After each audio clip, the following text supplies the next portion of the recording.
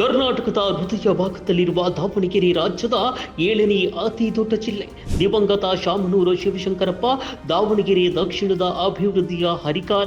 ದಾವಣಗೆರೆ ದಕ್ಷಿಣದಲ್ಲಿ ಕಾಂಗ್ರೆಸ್ ಆಡಳಿತದಲ್ಲಿ ಪ್ರಗತಿ ಸಾಧಿಸಿದೆ. ಕೇವಲ 3 ವರ್ಷಗಳಲ್ಲಿ ದಾವಣಗೆರೆ ದಕ್ಷಿಣ ವಿಧಾನಸಭಾ ಕ್ಷೇತ್ರದ ಗ್ರಾಮಾಂತರ ಪ್ರದೇಶಗಳಲ್ಲಿ 22.76 ಕೋಟಿ ರೂಪಾಯಿ ವೆಚ್ಚದಲ್ಲಿ ಹಲವಾರು ಅಭಿವೃದ್ಧಿ ಕಾರ್ಯಗಳಾಗಿದ್ದು, ಈಗ ಸಮರ್ಥ ನಾಯಕತ್ವದಲ್ಲಿ ಸಮಗ್ರ ಅಭಿವೃದ್ಧಿಯ ಹೊಸ ಅಧ್ಯಾಯಕ್ಕೆ ಸಿದ್ಧವಾಗಿದೆ.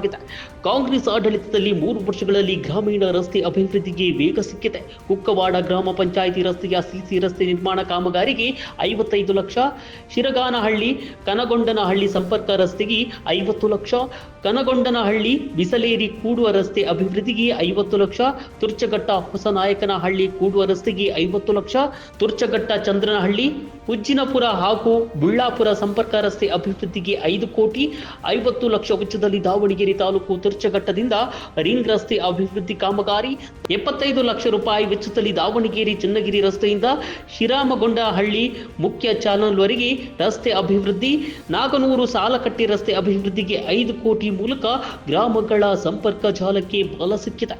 ಇದು ಮಾತಿನ ಅಭಿವೃದ್ಧಿಯಲ್ಲ, ಕಾರ್ಯದ ಅಭಿವೃದ್ಧಿ. ಇದು ಭರವಸೆಯ ಮಾತಲ್ಲ, ನಿಜವಾದ ಅನುಷ್ಠಾನ.